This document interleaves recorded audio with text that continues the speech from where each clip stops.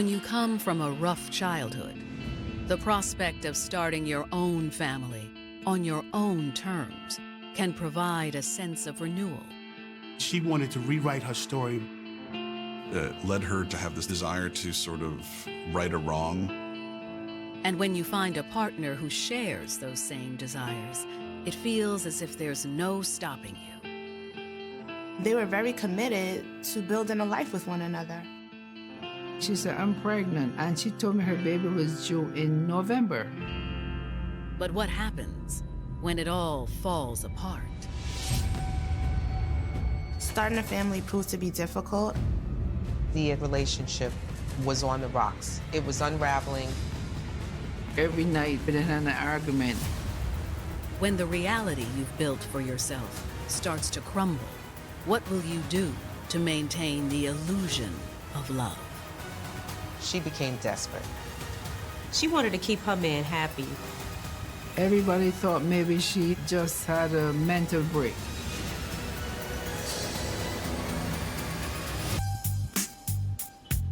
November 20th, 2015.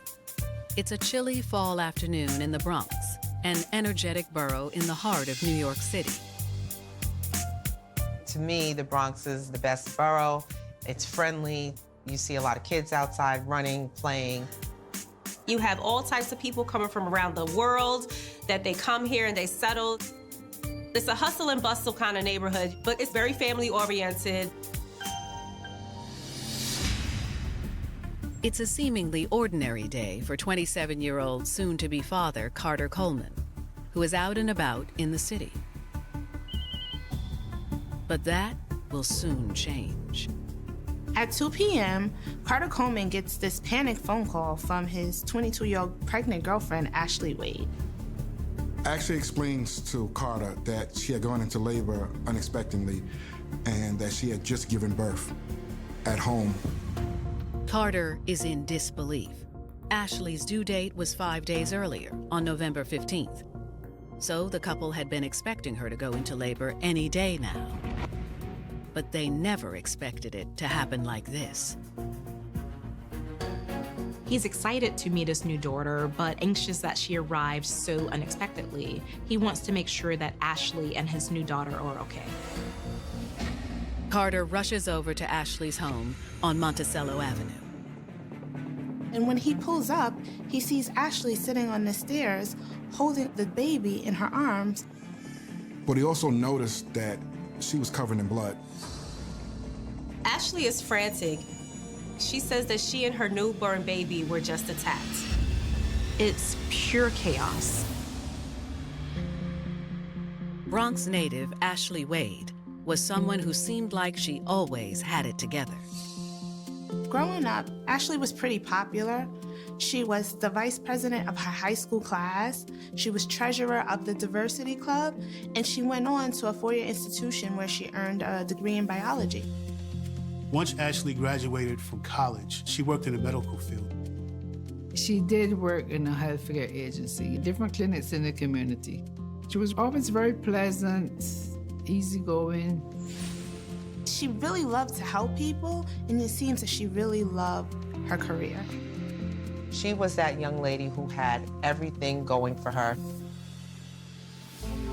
However, behind closed doors, Ashley had overcome a difficult upbringing.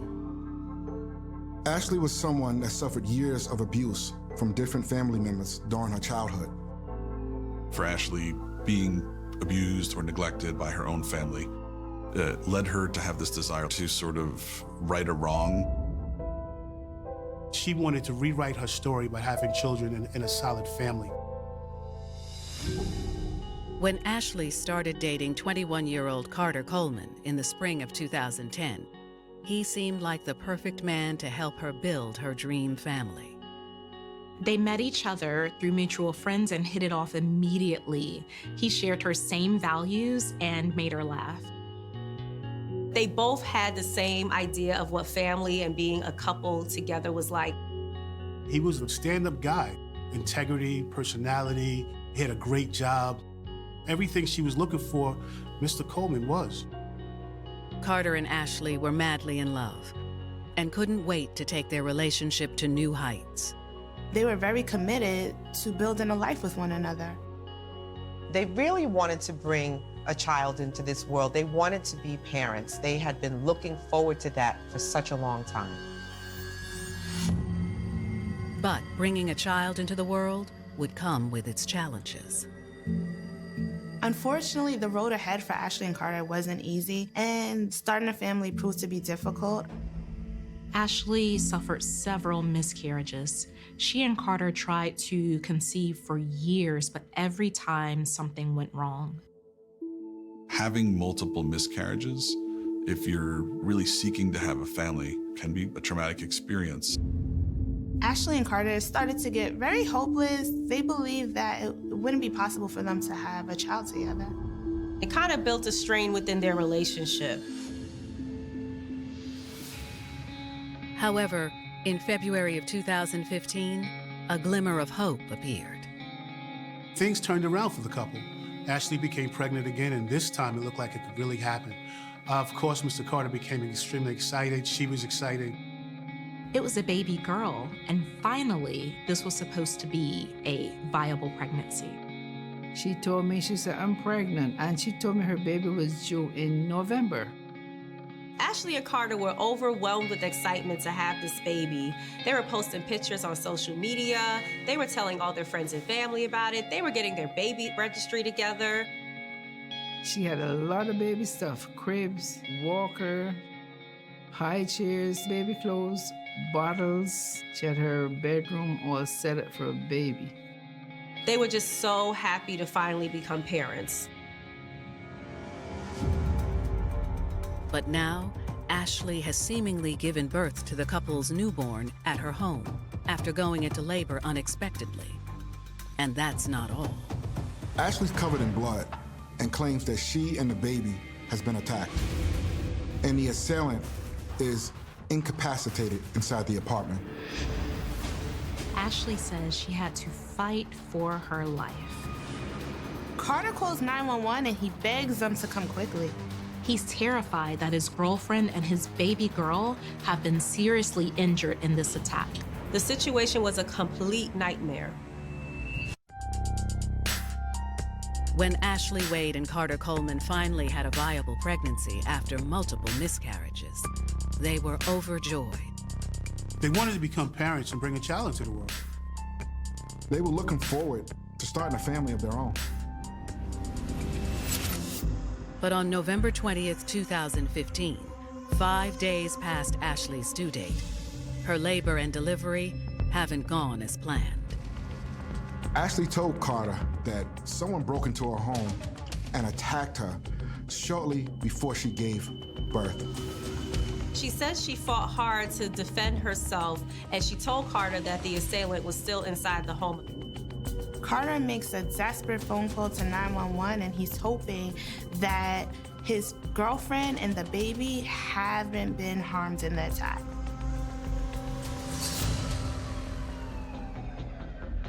Minutes later, first responders arrive at the scene. As EMS prepare to take Ashley and the newborn to the hospital, officers make their way through the home with guns drawn. They see a horrible crime scene. There was blood all over the place. On the ground, they find a young woman covered in blood, and she appears to be deceased. However, when the police checked her vitals, they were shocked to see that she still had a pulse. The young woman is alive. But who is she? And how did she end up in this violent altercation with Ashley Wade? Officers called paramedics to take the young woman to the same hospital that Ashley and the newborn are being transported to. Over at the Montefiore Hospital, Ashley and the newborn are expected to make a full recovery. The baby has only a couple of lacerations on her right thigh, and Ashley has been stabbed in the leg twice, but she doesn't have any other injuries. When Bronx investigators arrive, they're hoping Ashley can provide more insight into what happened. Ashley's still a bit shaken up, but she agrees to give detectives a statement. To their surprise, Ashley says she's familiar with the woman from the altercation. Her name is Angelica Sutton, and she says that she's an old childhood friend. Ashley says they were childhood friends from elementary school, and the two recently reconnected on Facebook. They grew pretty close over the upcoming weeks and months. They would go out to eat, they would go shopping together. The relationship seemed to be going very well. But Ashley claims earlier that day, around 1:30 p.m., things had taken a dark turn.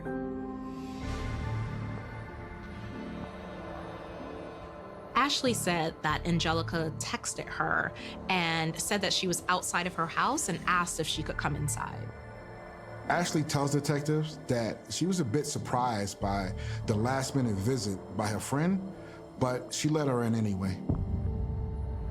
Once Angelica was inside, Ashley says her old pal became unexpectedly hostile. Ashley said Angelica began to bring up old issues, saying that Ashley bullied her in elementary school. Ashley tells detectives that I guess she just remembered that she was treated so badly by Ashley. She wanted to confront her about it that day. Ashley says the allegations took her completely by surprise. She thought they were friends. Why would you bring this up now? Ashley says that the more they were having this conversation, she became very confused about the things that she was being accused of doing more than 10 years ago. And as she kept questioning Angelica about what she was talking about, Angelica became more aggressive. Feeling threatened, Ashley says she grabbed the first weapon she could, a kitchen knife. Ashley claimed that Angelica lunged at her, so she stabbed her in self-defense. She then claimed that she tried to run, but Angelica grabbed her leg and pulled her to the floor. Ashley tells detectives that when she fell to the floor, the knife fell as well, and Angelica went to grab for the knife and stabbed her in the leg. Ashley explains at that point, it felt like kill or be killed. Ashley said that she kicked the knife out of Angelica's hand, grabbed it, and began stabbing Angelica until she stopped moving.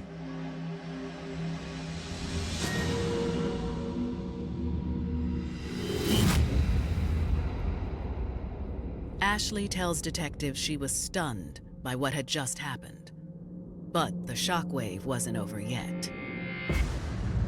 She said suddenly she felt a gush of water between her legs and she was going into labor. Ashley said everything was happening so quickly. She didn't even think twice about calling 911 or trying to even leave the home. By that point, the baby was already here and she was holding her in her arms.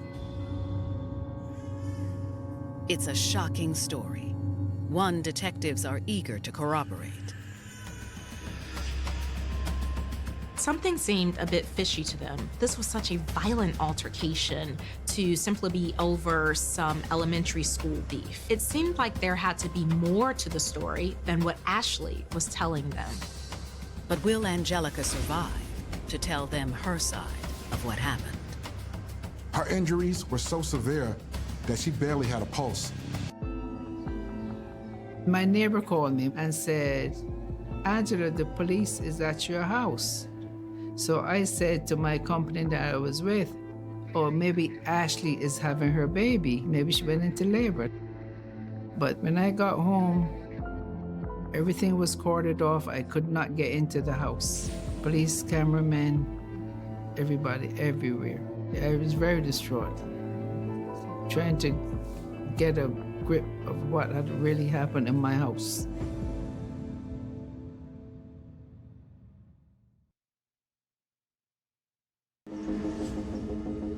November 20th, 2015, Bronx, New York.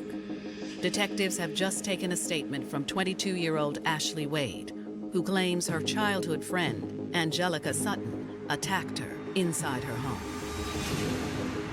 According to Ashley, Angelica was upset about the way Ashley treated her in elementary school. Ashley says that she was forced to defend herself against Angelica with a kitchen knife, and that she had gone into labor soon afterwards. Ashley has claimed that she gave birth after this attack. But is Ashley telling the truth? Something about Ashley's story felt off to detectives. Angelica's injuries seemed really excessive to be the result of self-defense. Angelica was in such a critical state, they weren't even sure she was going to survive. Could all of this have really happened over some elementary school argument? As investigators continue trying to make sense of Ashley's story, Angelica Sutton's fiance, 25-year-old James Turner, is at the Bronx County Courthouse waiting for her. He and Angelica were scheduled to be married during a private ceremony at the courthouse that day. They were childhood sweethearts, and they were ready to do this thing. However, he had been waiting there for over an hour, and Angelica's nowhere to be found. He waited and he waited, and she never showed up. She wasn't answering any of his calls or texts. He was becoming very concerned. James thought that maybe Angelica was changing her mind. She got cold feet, didn't want to be married. But then, James receives a phone call from a number he doesn't recognize. Hoping it's Angelica, he picks it up. It's Montefiore Hospital, and to James' horror, the hospital tells him that Angelica was brought in critical condition after a violent fight with a friend. EMS explains to James that they tried everything they could to save her, but unfortunately, Angelica passed away in the ambulance at 3:30 p.m. James can hardly believe what he's hearing. He heads to the hospital immediately. He was supposed to get married, supposed to be the happiest day of his life. Instead, he ends up going to a hospital after learning that she's dead. When James arrives at the hospital, investigators are there waiting for him.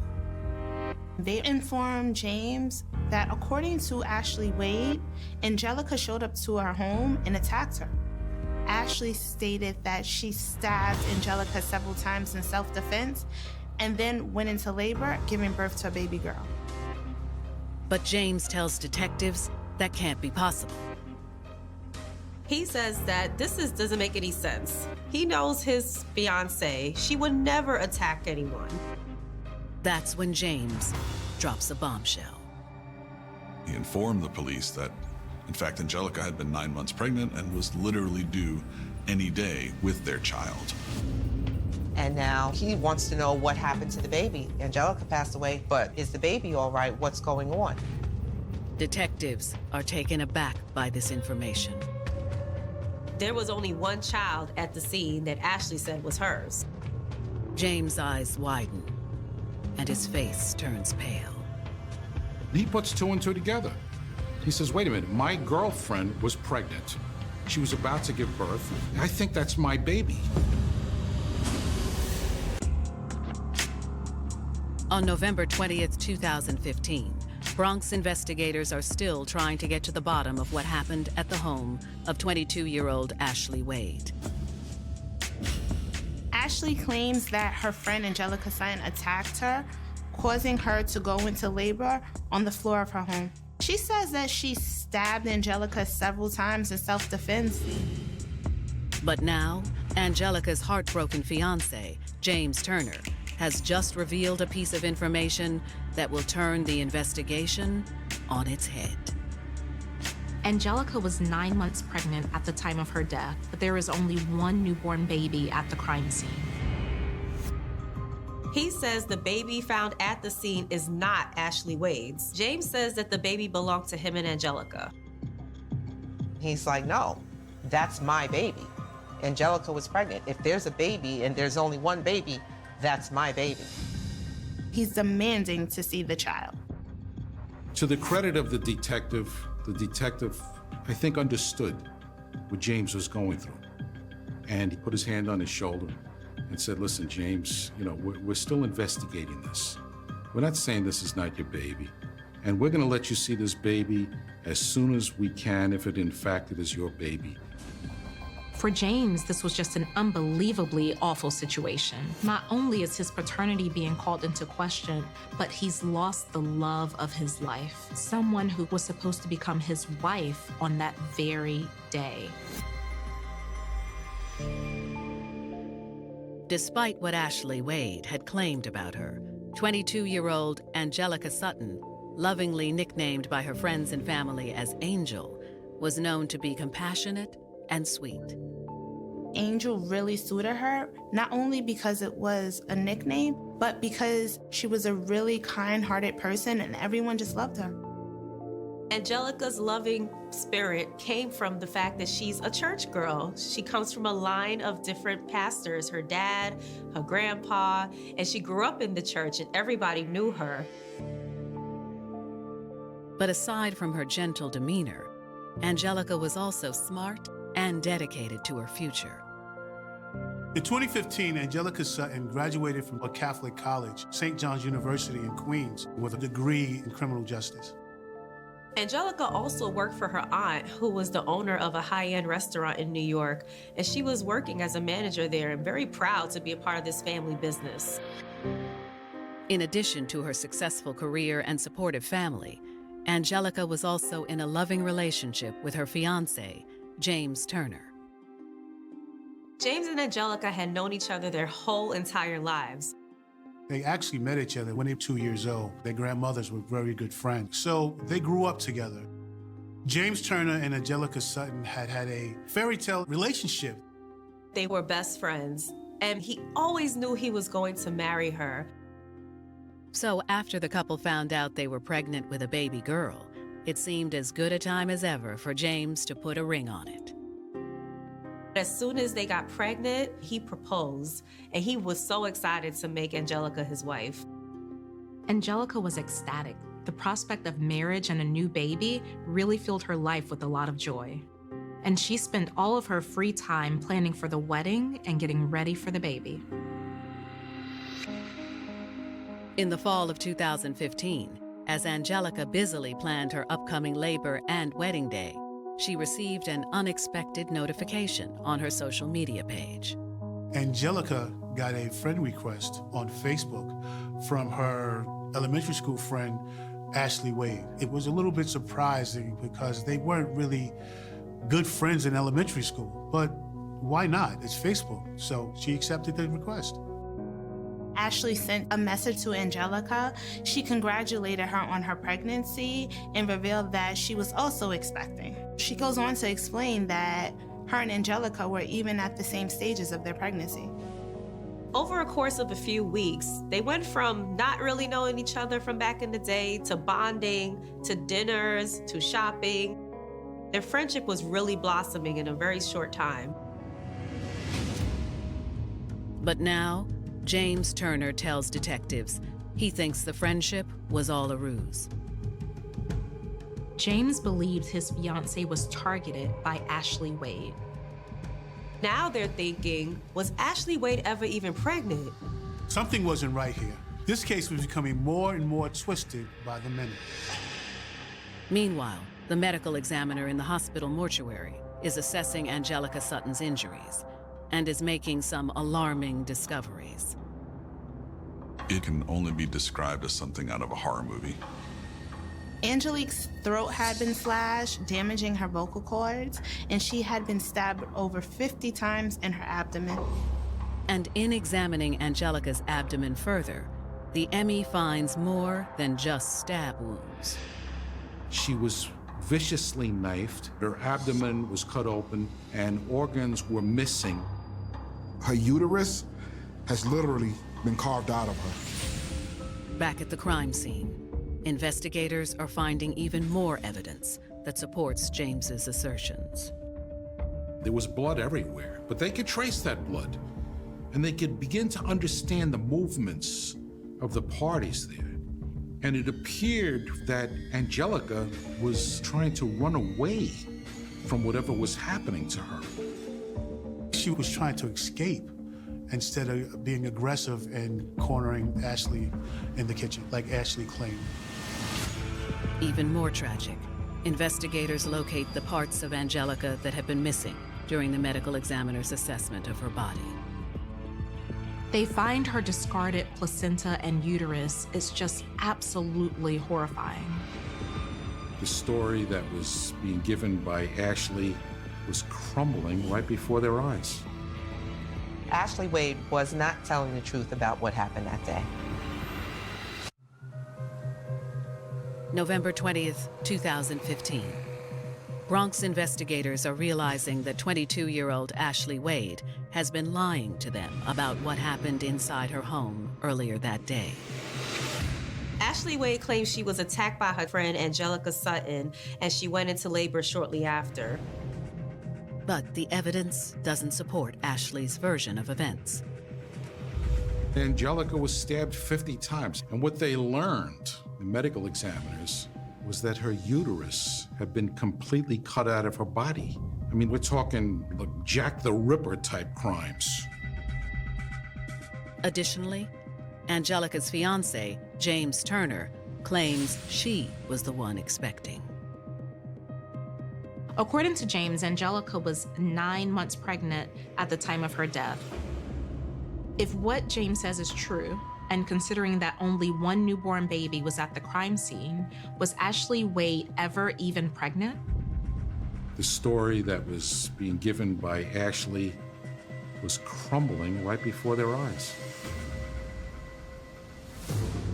Armed with an arsenal of new information, detectives prepare to speak with Ashley for the second time.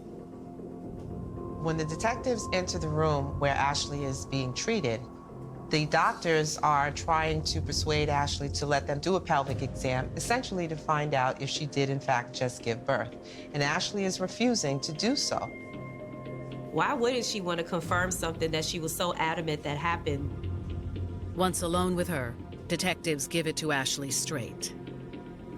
They let her know that they don't believe what she's saying to them, that they have reason to believe that she's lying. They know that Angelica was 9 months pregnant, and they also believe that the baby that was delivered was Angelica's baby and not Ashley's. At that point, Ashley's demeanor shifts. Ashley starts to cry, and she tells the detectives that she wasn't being completely honest. She finally admits she was not pregnant at the time of the attack. However, she does still stand by the first part of her story, stating that Angelica showed up at her apartment and they got into an argument over something that happened in elementary school over 10 years ago, and that Angelica was the aggressor and did attack her. She said that's why she picked up a knife during the course of a struggle and began stabbing this woman.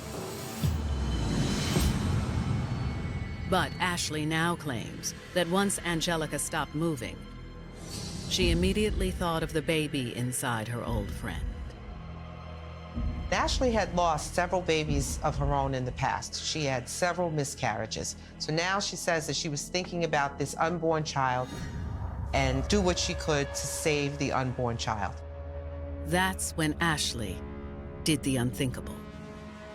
She used her medical care skills and took a knife and conducted a C-section, botched nonetheless, to cut the baby out of Angelica's body.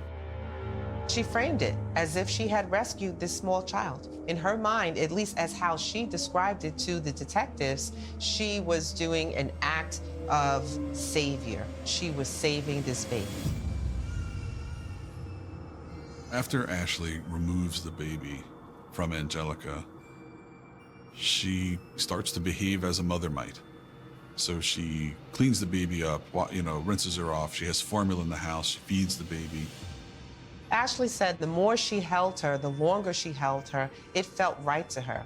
It felt like it was her baby. And she really was okay with what had happened. Then, when Carter arrived, it felt like they were really going to be a family. They have been waiting for this. This was everything that she has wanted for so long. Carter, he let her know that he was going to take care of her and that family and they were going to be together. She finally admitted that this is the reason why she kept up with the lie. She wanted to keep her man happy. But detectives quickly realized certain elements of Ashley's story still aren't making sense. For several months, Ashley's been faking her pregnancy, which means that Ashley did not just plan this that day. She was posting pictures, claiming to be pregnant for quite some time. And then, of course, we have this elaborate nursery that she had made up already, waiting for a baby in her apartment. Police charge Ashley with first-degree murder, kidnapping, and criminal possession of a weapon. Due to the brutality of the crime, she would not be offered any sort of plea deal. Instead of going to jail, she is taken to a psychiatric ward for an evaluation. That's not uncommon when you have someone that appears, very mentally disturbed. And if you are engaged in this type of behavior, I don't think it's a far stretch to say this person is mentally disturbed. I was very surprised to hear that she was never pregnant. Everybody thought maybe she just had a mental break. As investigators prepare for trial, they start to piece together what really drove Ashley Wade to commit such an unthinkable crime against her old friend. Ashley and Carter's relationship was on the rocks. Every night, we had an argument. So she decided she would make sure she gave him a baby one way or another.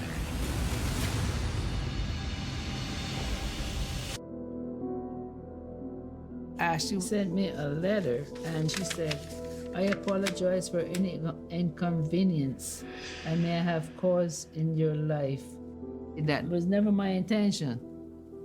I am writing in regards to my property. I will be collecting my belongings as soon as the police allow me to do so.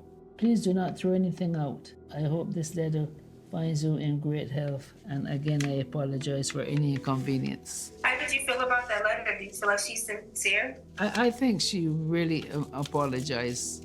I think she felt it.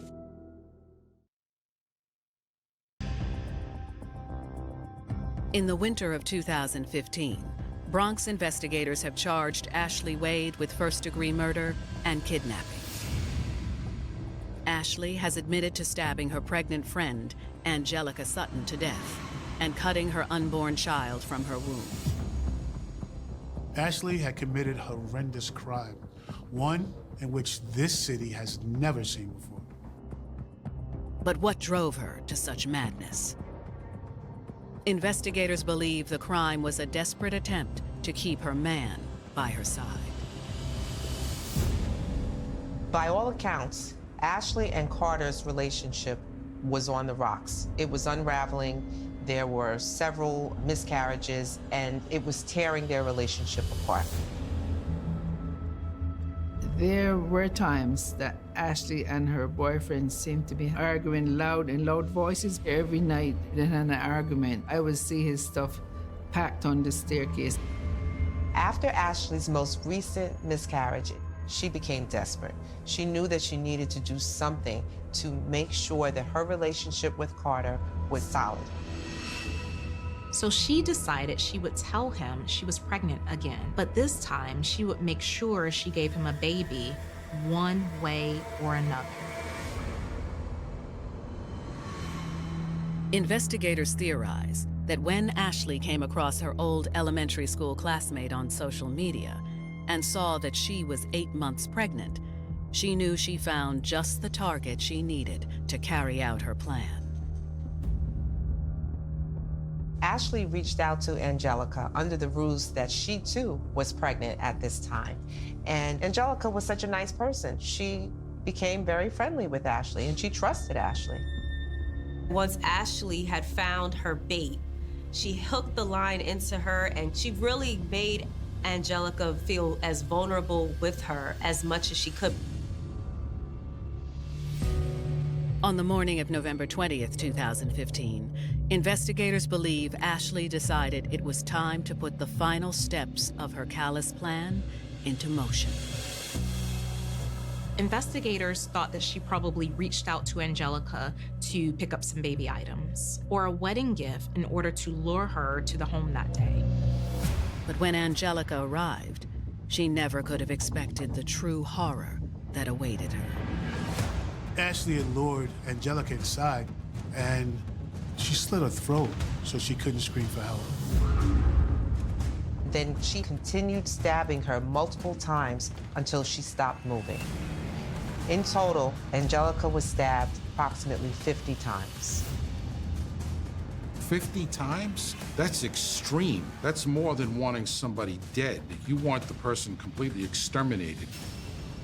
Next, Ashley performed this crude C-section on her old friend, cutting her belly with such precision and removing the baby without harm caused the detectives to believe she had to have researched exactly how to cut the belly.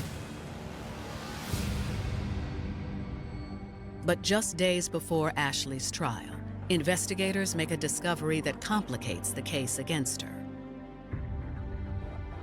Detectives gained access to text messages between Angelica and Ashley. In reviewing the text messages, they learned that Angelica was actually the one who initiated the visit for the morning of November 20th, 2015. It was Angelica who told Ashley she was going to come by. Ashley responded that she and Carter had just gotten into an argument about the validity of her pregnancy, so it really wasn't a good time. Angelica still insisted on coming over to try and cheer Ashley up, mother to mother. However, investigators conclude that while this revelation was unexpected, it does not diminish the depravity of the crime that has been committed. Just because Angelica wanted to come over the apartment, that's not going to undermine a murder charge. You could develop the intent to murder somebody in, a half a second. At some point, she decided she was going to murder her.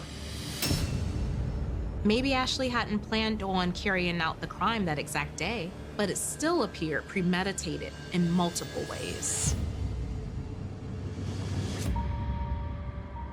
When Ashley's trial begins in a packed courtroom on September 2nd, 2016, her charges have been lessened to second-degree murder. The text messages made it too difficult to prove the premeditation they needed for a conviction of the first-degree murder charges. Ashley's defense team asks the court for leniency. Ashley did seem remarkable. She was very quiet and subdued. They hired psychiatrists to obtain an opinion that Ashley was suffering from some serious mental condition that has been recognized as being a legitimate defense, like insanity, for example. Well, because Ashley had changed the story on many different occasions, and it appeared that she was changing her story based on new information that she was receiving. And that seemed to undermine any type of serious psychiatric defense. When the jury retires to deliberate, it doesn't take them long to return with their verdict. They found her guilty of murder in the second degree, and they found her guilty of kidnapping. Although it isn't the first-degree murder conviction Angelica's loved ones were hoping for, Ashley Wade will still have to answer for what she's done.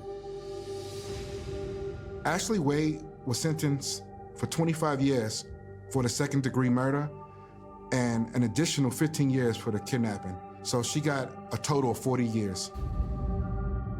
When you take a 30,000-foot view of this incident, this was just a tragedy beyond compare.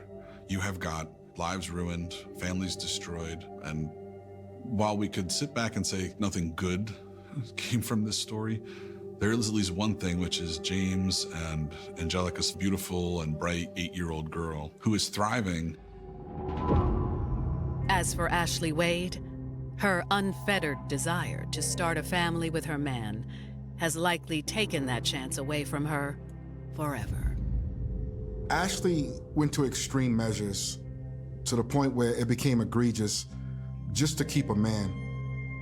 She had a history of trauma and grief, and the only stability that she saw for herself in her life was this relationship with Carter. So she was gonna do whatever she needed to make sure that he stayed with her. And if that meant that she needed to have a baby, that's what she did.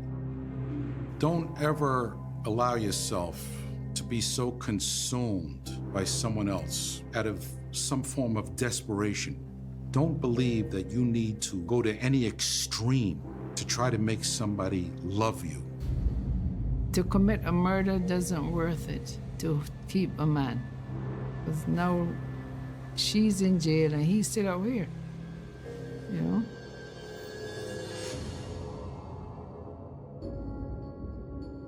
Love can be an intoxicating deception, one that can consume us and blind us to the truth. When the desire to start a family with the person we love becomes an obsession, the lines between reality and fantasy can blur. And soon you will find yourself questioning what's real and what's just an illusion. 20-year-old Deborah Brown breaks out of her shell when she meets a smooth-talking charmer on the streets of Waukegan, Illinois. She was hoping to be loved and willing to make such a huge sacrifice for that. But when her man's twisted perversion sent him running from police, Deborah willingly tags along and helps bring his monstrous fantasies to life. The horror and the trail of terror that they left behind left a cloud over communities. Alton and Deborah were as evil as any couple could be. And later, in Wilmington, Delaware, 17-year-old Shakira Wanham thinks her days of being used and abused are over when she meets handsome bachelor Stephen Martin. He would treat her like a queen. She wanted it to last. Only to find herself pulled into a world more dangerous than she could ever imagine. They got her high and put a gun in her purse, and he said, "I need money." She closed her eyes. The next thing you know, the gun was going off because she wanted to hold on to them.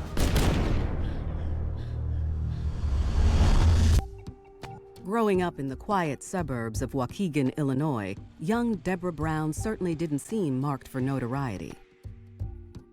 What we know about Deborah is that she was a very shy young woman growing up. Her mom characterized her as a good girl. 2 years removed from high school, the sweet and unassuming Deborah still lives at home, along with her 10 siblings. This was a very young woman who came from a very large family, a lot of kids. And when you have so many siblings, it's just so easy to get lost in the sauce. But Deborah's humdrum world is spun upside down one fall day when she meets neighborhood ladies' man, Alton Coleman. Alton Coleman was charming. He was very easy to talk to. He could carry on a conversation, and people just trusted him. Deborah is instantly taken with Alton's charismatic personality. The self-described professional poker player seems to hypnotize her. I think she's like any other young woman who meets a young man and who sees in him what she thinks that she's been wanting all her life. Romance quickly blossoms between the two, and after a few weeks of dating, Alton asks Deborah to live with him in the house he shares with his grandmother. But Alton's offer comes with an interesting string attached, a job in the home that keeps her removed from the outside world. She was paid $25 a month to basically be a nurse's aide to Alton's grandmother. A place in Alton's life is worth its weight in gold. She would cook, clean, and do chores around the house. It gave her a sense of belonging, and I think that's why Deborah helped him. This was probably the first person that she felt actually needed her. For the next few months, Deborah lives a charmed life under Alton's spell. Until one day when Alton receives a court summons and reveals to Deborah a shocking secret. Alton, hey, baby, what is this? He was awaiting trial on a sexual assault of a 14-year-old girl.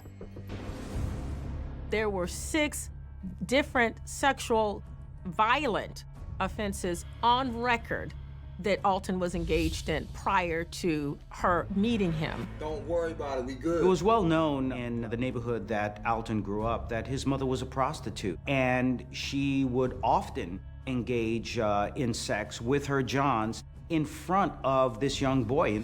Despite Alton's predatory past, Deborah dutifully stands by her man when he asks her to accompany him to court the following week. Deborah knew that he was going to court on a rape charge. It would be the normal thing to do if the man that you loved had committed rapes of very young girls, that you would leave. But in Deborah's case, she did not. The night before his scheduled court appearance, Alton is nowhere to be found. And when Alton finally shows up the next morning, He told her he had done something wrong that night. she asked him what it was, and he wouldn't tell her. after dropping the subject, an hour later, Deborah stands by Alton as he makes a pre-trial plea of not guilty to the rape charge. It definitely was not enough to make her walk away. Alton returns home with Deborah only to vanish once again. Left to care for his grandmother, Deborah gets a surprise visit. Law enforcement are looking for Alton Coleman, their prime suspect in the disappearance of 9-year-old Vernita Wheat. 6 weeks earlier, Alton had befriended the young girl's mother, Adrian, in nearby Kenosha. He was riding a bicycle through the alley. He smiled at her, they struck up a conversation, and over the next month, he would come from Waukegan to Kenosha to visit her. It appears that having a home life with Deborah hasn't stopped Alton from playing the field. Vernita's mother was single. He was helpful, he ran errands for him, and he was just generally being nice to her and Vernita. He used an alias and gained her trust by starting to date her. She believed that it was okay for Vernita to be with him and felt safe with that. Then, 6 weeks later, on the night before his court date, Alton asked Adrian if he could take little Vernita out for some fun. She had no idea he had a history of sexual violence against children. She gave Alton permission to take Vernita to a carnival, and she never came home. Less than 24 hours after Vernita is reported missing, her mother goes to the police station in Waukegan to look at photos of known sex offenders. She immediately picks out Alton's mugshot from the lineup. I think we all feared that she had been killed. Later that morning, investigators show up at Deborah's door. She provided us a statement that Alton had told her he had done something wrong. She was candid, and she openly talked about it. Believing they've gotten all they can from Deborah, the authorities leave, with the promise of returning to talk to her more at a later date.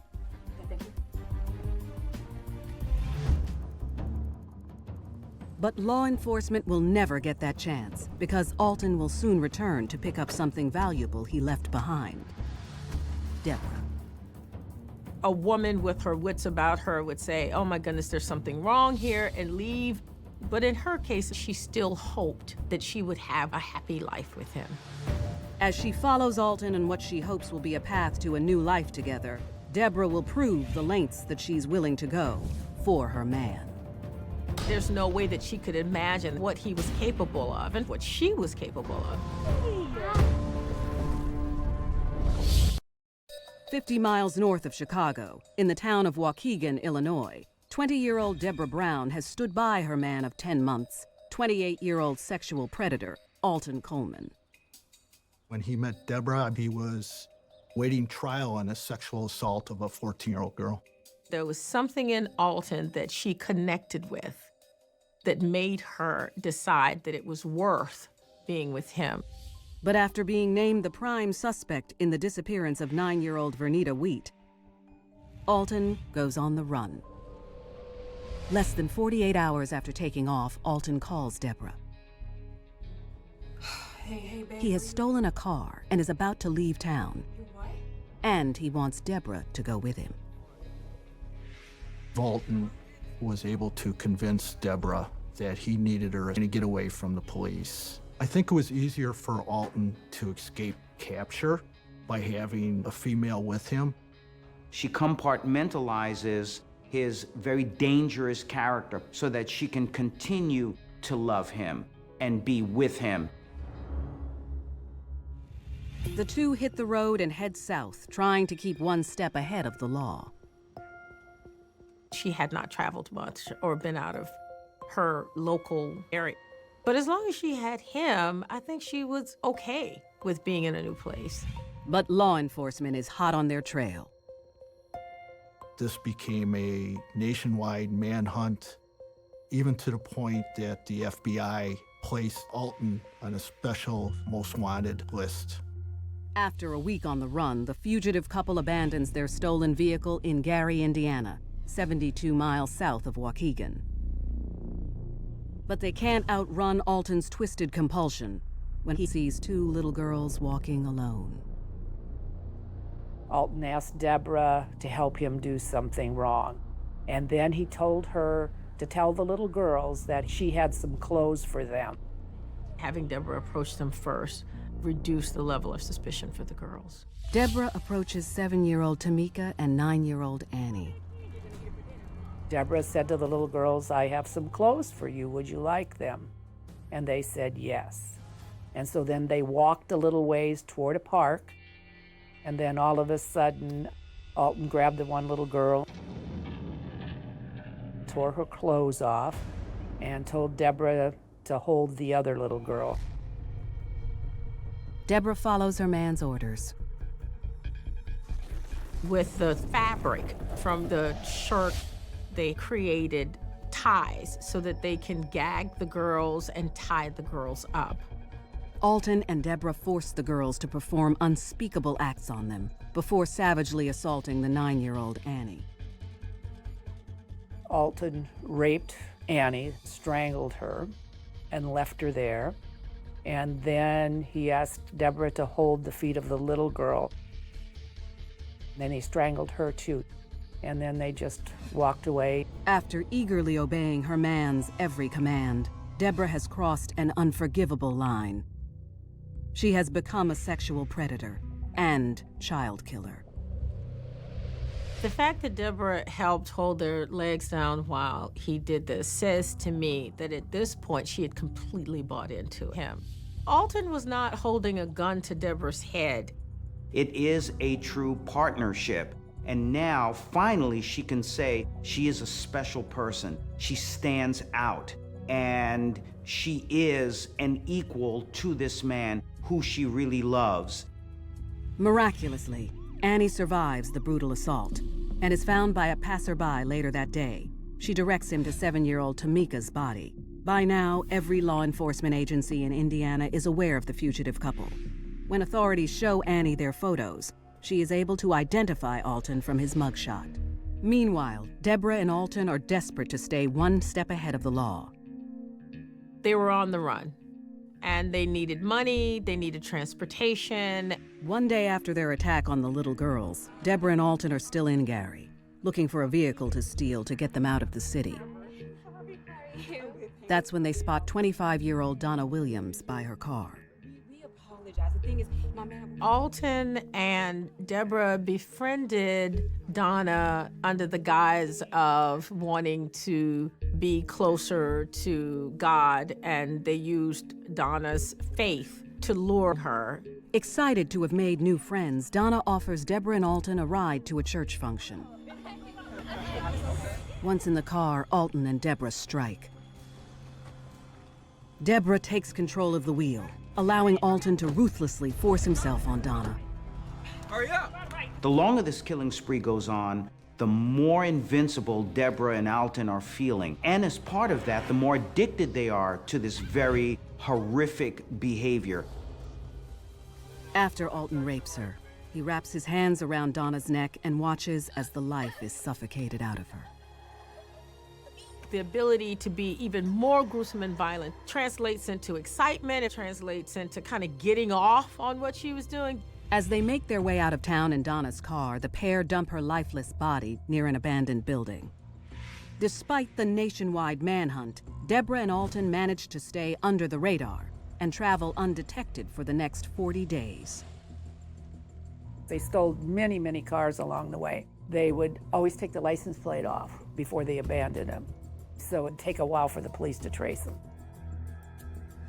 The longer the two are on the loose, the bigger the body count. I think after they had killed several people that they were enjoying the Bonnie and Clyde type murder spree that they were going on. For Deborah and Alton, getting involved in these grisly murders and rapes became sort of like the new normal for them. They needed to step up the game in order to feel that satisfaction and pleasure. They needed more of that thrill killing in order to really feel good.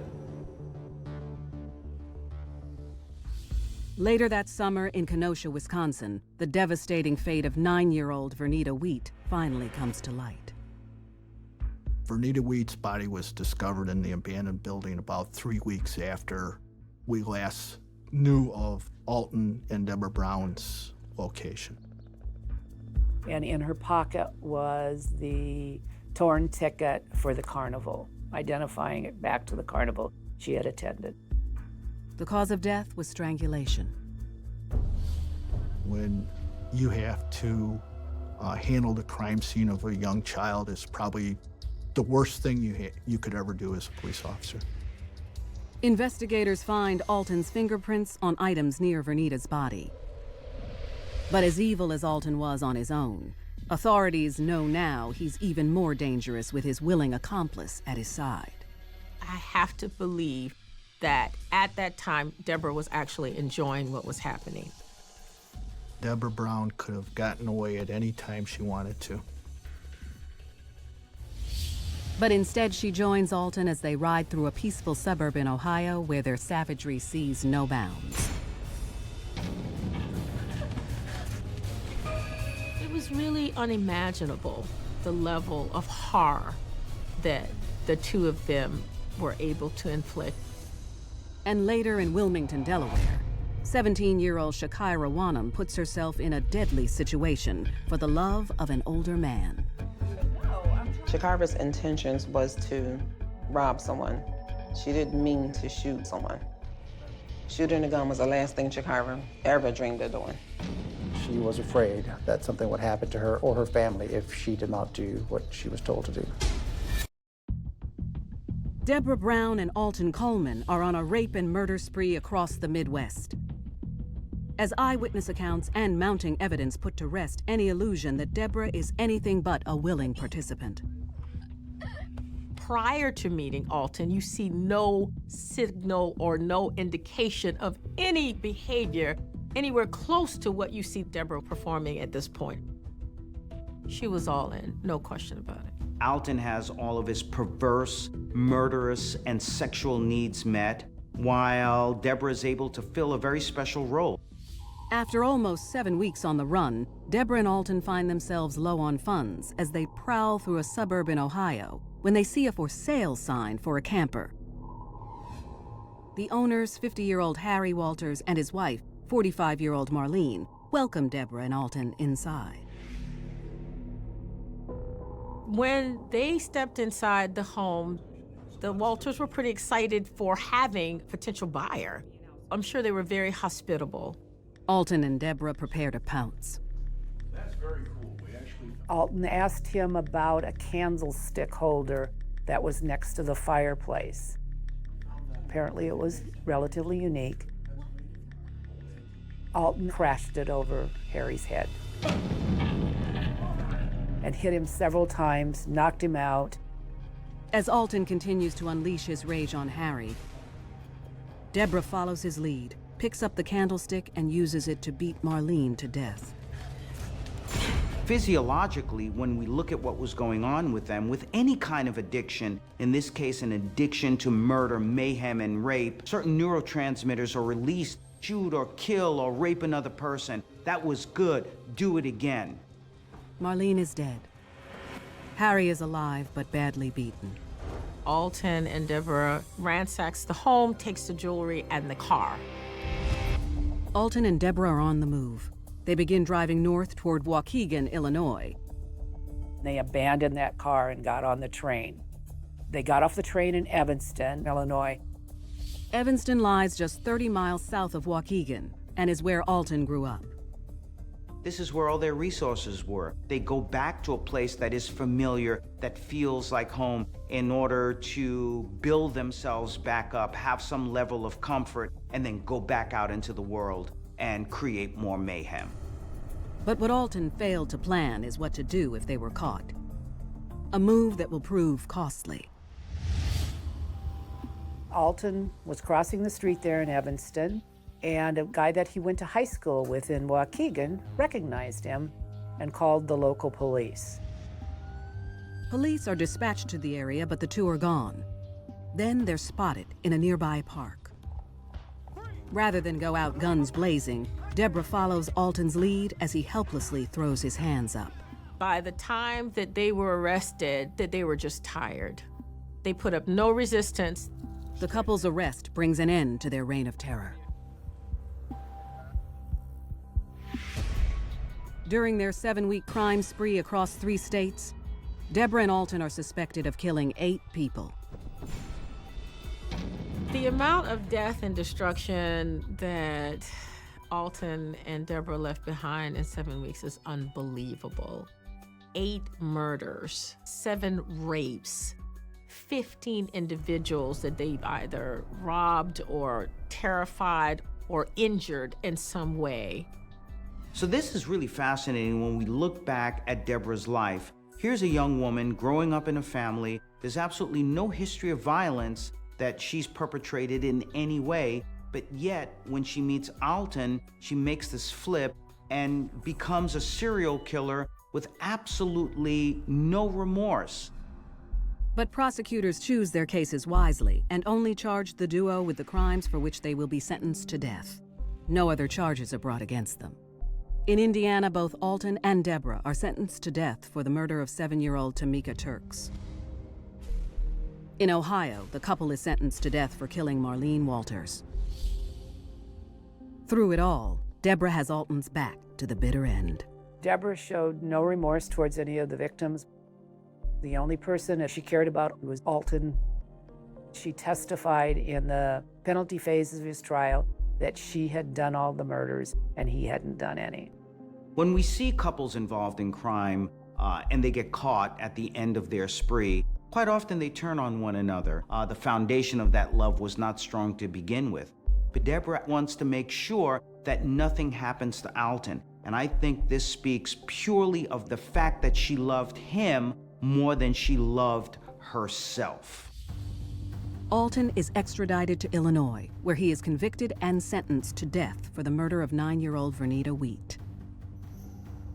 After serving 17 years in prison, Alton Coleman was put to death for his crimes.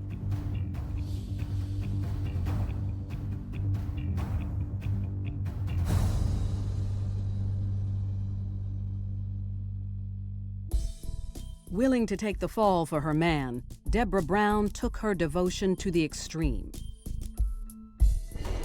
In Wilmington, Delaware, Shakira Wanham will execute a devious plan to keep her beloved living the high life.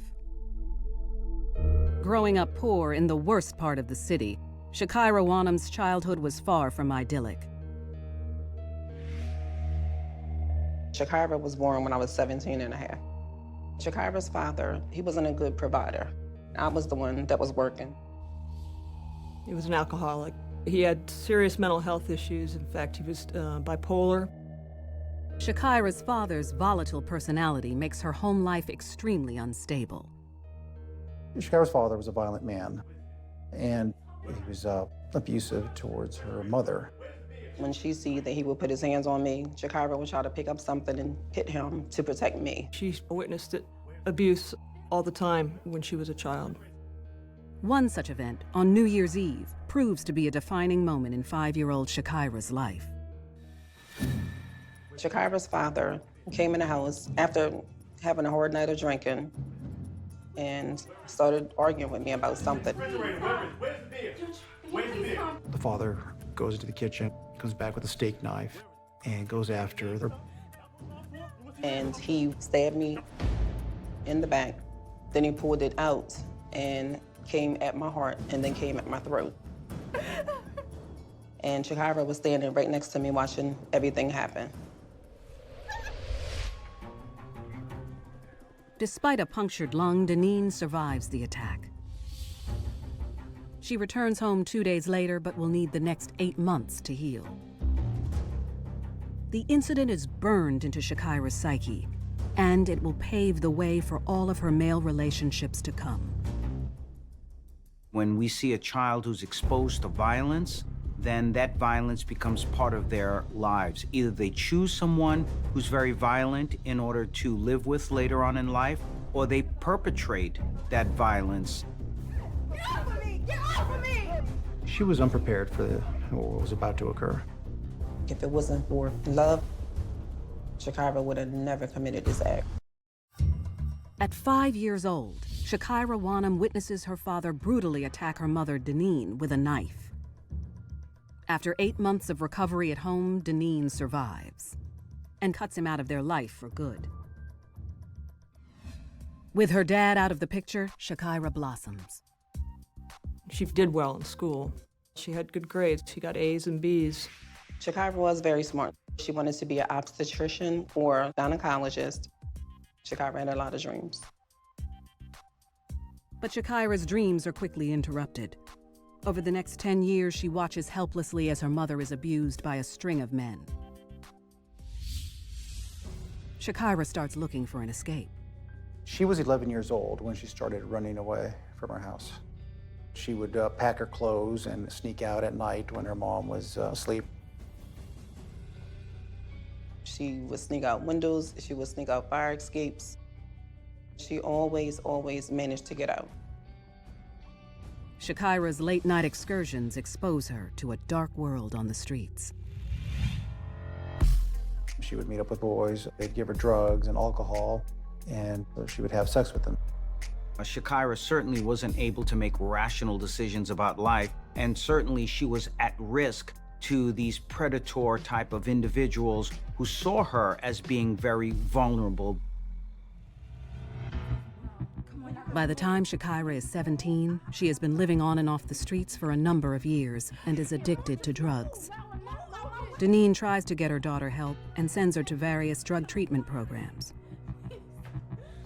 Shakira spent 3/4 of her life in treatment centers because I was trying to find out what was going on with her. She did succeed in those treatment centers, but when she came home a week later, maybe 2 weeks later, she would do the same thing.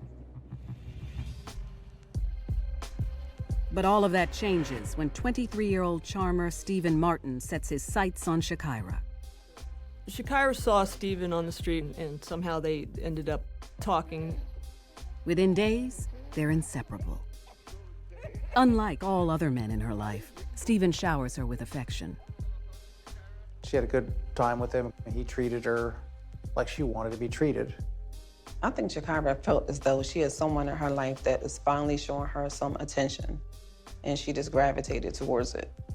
Stephen is a well-known drug dealer, but to Shakira, he acts like nothing but a prince. So when he asks her to move in with him just 2 months after they meet, Shakira thinks she's finally found everything she's wanted. He would run her bath water, fix food for her. She didn't think a guy could treat her that way. And she was gonna do everything she could not to let it go. But that feeling doesn't last. Not long after the two start playing house, Shakira learns that her guardian angel is actually a devil in disguise. All the money Stephen makes from dealing has one purpose: to support his addiction to a street drug called wet. Wet is a drug concoction where you take a regular cigarette and dip it in PCP. So individuals, sometimes they become very, very violent. At other times, they even become psychotic. Suddenly, the affection that Shakira has been desperately craving is now coming at a much steeper price than she ever imagined. He became abusive. There was times that he would ask her to do something, and when she didn't want to or she couldn't, he would start hitting her. Shakira stayed in this very abusive relationship with Stephen because in many ways, she wanted that old Stephen, the one who made her feel very special. And she held out hope against hope that she could bring that back in him. She wanted to do everything she possibly could to please this person. When Shakira met Stephen, she had no idea that she would end up in jail. 17-year-old Shakira Wanham is 4 months into a relationship with 23-year-old Steve Martin, a street hustler who's addicted to drugs. Stephen, he would beat her up. He would tell her, do this, do that. You know, he would verbally abuse her. She was afraid that something would happen to her or her family if she did not do what she was told to do. Stephen's dramatic personality change is bad enough, but things are about to get even worse. 4 months into their relationship, Stephen is high on wet and craving more. Stephen said, I need money. I need you to rob somebody. Because, you know, you're young. You wouldn't get into as much trouble as I would if I was to do it. He took the gun that he carried with him all the time and wiped his prints off of it, handed it to her, and said, I want you to go get me some money. Stephen taught her how to use the gun and said, don't ever let anyone take the gun from you because they'll take it and use it on you. She was just very, very afraid, and she just wanted to bring something back to him so that she wouldn't get beat up again. Later that night, Shakira contacts the easiest target she can think of. A local street pharmacist named Johnny Jackson. He was a drug dealer, and so she assumed he would have money on him. Shakira tells Johnny she's looking to score some drugs, and he agrees to pick her up in a nearby neighborhood.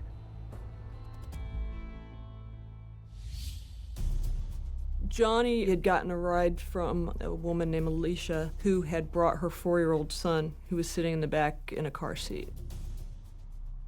Shakira climbs into the car. Shakira goes forward with the plan, even though there's a young child in the back of the car. This really shows how committed that she is to Stephen. For a lot of other people, this would have been a game changer. But for Shakira, she knew that she had to do this in order to hold on to the love of this man. They went to another house for the drug transaction, and then they got on the freeway and headed out. There was music on, which was very loud, and both Alicia and Johnny were singing. Clutching the gun in her purse, Shakira knows it's either now or never. She pulls out the gun and tells Alicia to stop the car. And said, give me your money. And Johnny said, what? Shut up, Johnny. Just give me your money. I know you got cash on you. But Johnny's not about to let a 17-year-old get the jump on him. He went to reach for the gun. That's when it clicked in her mind what Stephen was teaching her. Don't ever let someone take the gun from you because they'll take it and use it on you. She was afraid. It was a very surreal thing for her. She closed her eyes. The next thing you know, the gun was going off. When she opened her eyes, she saw blood. She saw Johnny slumped over. Johnny is dead. His friend Alicia has been shot in the arm, but Alicia's 4-year-old son makes it through the blasts unharmed. Shakira was shocked because she didn't mean to kill anyone. Shakira told Alicia to take her son and go, and they did. Shakira fights her instinct to run. She knows she can't leave without getting what Stephen wants. Shakira then went through his pockets, taking $50 and his cell phone. She was obviously bloody, very scared, very panicky, crying, hysterical. Shakira thought she was going to get more than $50 from him. She was concerned because everything went bad. Shakira must have felt awful, if not downright foolish, because she ended up killing this man for just a few dollars.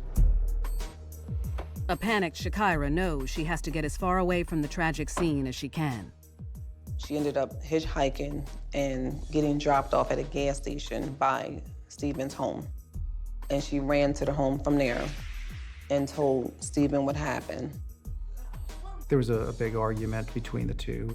He said, the only thing I wanted you to do was just rob somebody and bring me some money. He was thinking he's gonna get me, he's gonna abuse me, he's gonna hit me.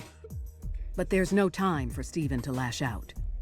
When Shakira tells him that she let Alicia and her young son go, Stephen knows it's only a matter of time before police track Shakira down. And he doesn't want to be anywhere near Wilmington when they do.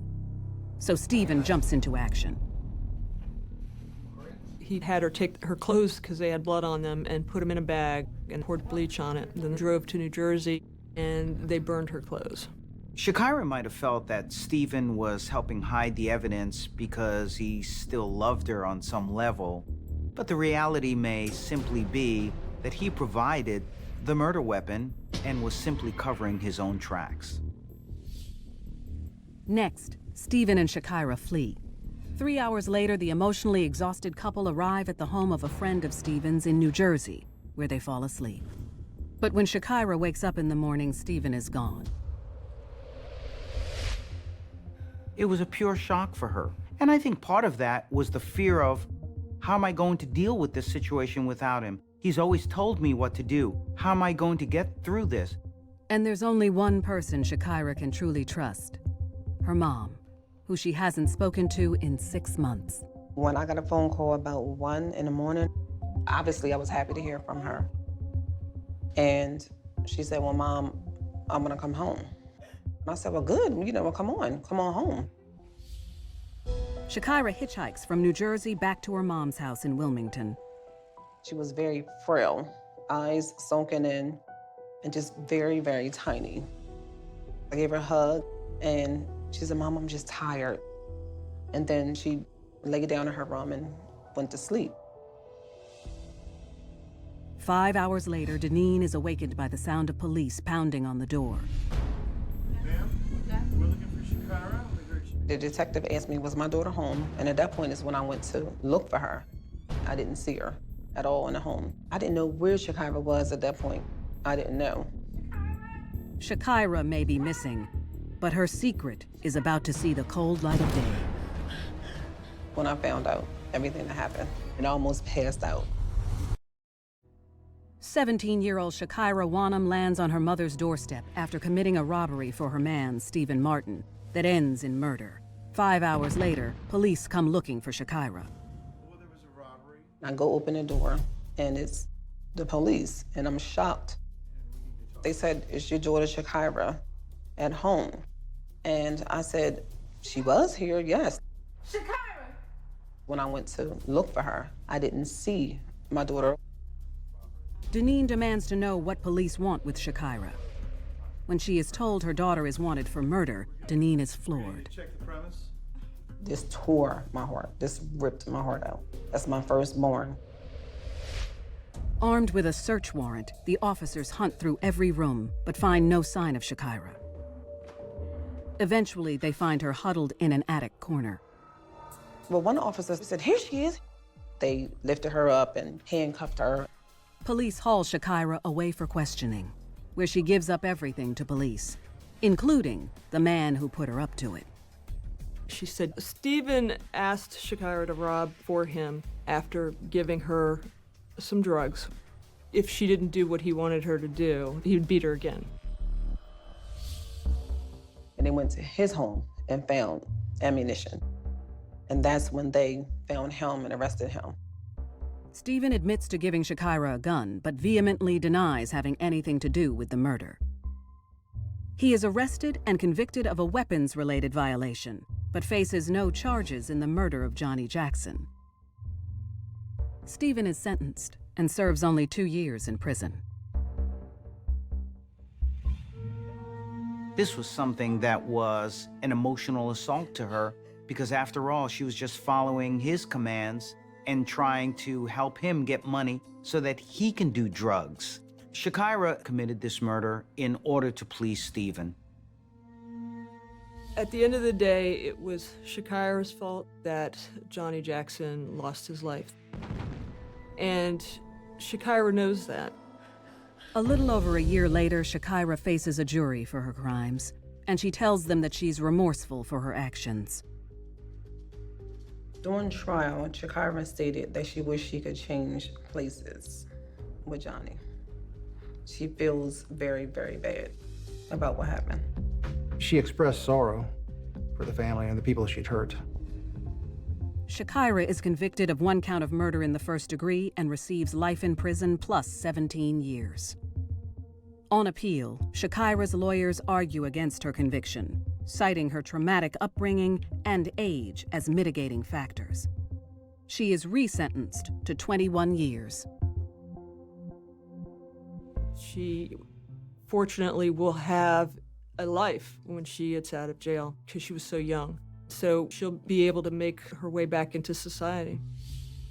Today, Shakira has changed from the naive teen who killed in the name of love to a mature woman with a message. The main thing that Shakira wants now is for people to learn from her mistake. Shakira is now one of the ones running the Scared Straight program. She wanted to participate because she wanted to help other girls or women who may be in the same situation that she was in.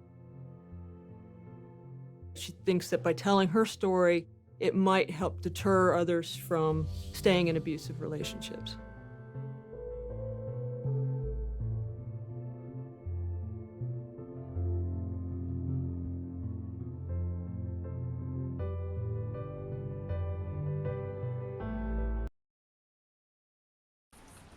All right, guys, thank you very much for coming today. I have called you for a very special thing. We have an event day after tomorrow, and Khushi, you will make the necessary arrangements. Khushi, Yeah, sure, sir. you seem a bit off today. Everything is good, sir. Don't worry, I will do. All right, I am counting on you. All the very best.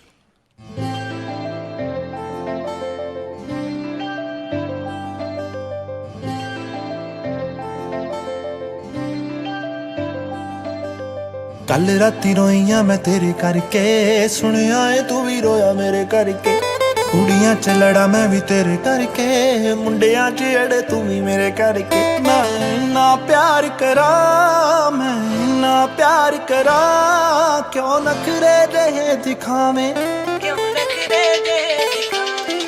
ਇੰਨਾ ਨਾ ਸਤਾਇਆ ਕਰ ਮੈਨੂੰ ਮੇਰੀ ਜਾਨ ਨਿਕਲ ਨਾ ਜਾਵੇ ਮੈਂ ਜਦ ਵੀ ਕੁਝ ਬੋਲਾਂ ਤੇਰਾ ਨਾਮ ਬੁਲਾਂ ਤੇ ਆਵੇ ਨਾ ਨਾ ਨਾ ਨਾ ਨਾ ਨਾ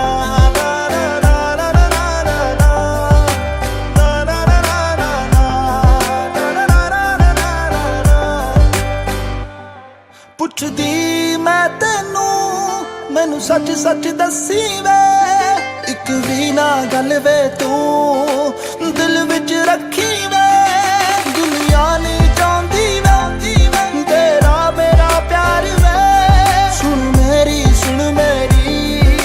ਸੁਣ ਲੈ ਯਾਰ ਵੇ ਨਹੀਂ ਸੋਹਣਾ ਲੱਗਦਾ ਏ ਹੈ ਜਦੋਂ ਵੀ ਲੜਦਾ ਏ ਜਦ ਵੀ ਕਿਸੇ ਨਾਲ ਗੱਲ ਕਰਾਂ ਮੈਨੂੰ ਪਤਾ ਵੇਖ ਕੇ ਸੜਦਾ ਏ ਰਾਜ ਤੂੰ ਹਰ ਵਾਰੀ ਹੋਏ ਰਾਜ ਤੂੰ ਹਰ ਵਾਰੀ ਲਾਰੇ ਲਾਵੇਂ ਇੰਨਾ ਨਾ ਸਤਾਇਆ ਕਰ ਮੈਨੂੰ ਮੇਰੀ ਜਾਨ ਨਿਕਲ ਨਾ ਜਾਵੇ ਮੈਂ ਜਦ ਵੀ ਕੁਝ ਬੋਲਾਂ ਤੇਰਾ ਨਾਮ ਬੁਲਾਂ ਤੇ ਆਵੇ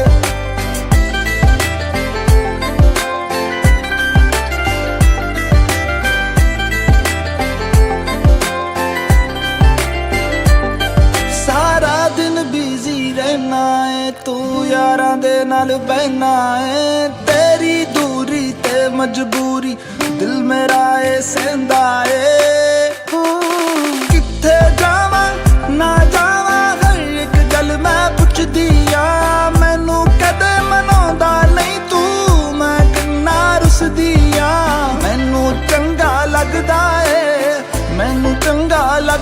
ਏ ਭਾਵੇਂ ਸਿਰ ਮੇਰਾ ਤੂੰ ਖਾਵੇਂ ਇੰਨਾ ਨਾ ਸਤਾਇਆ ਕਰ ਮੈਨੂੰ ਮੇਰੀ ਜਾਨ ਨਿਕਲ ਨਾ ਜਾਵੇ ਮੈਂ ਜਦ ਵੀ ਕੁਝ ਬੋਲਾਂ ਤੇਰਾ ਨਾਮ ਬੁਲਾਂ ਤੇ ਆਵੇ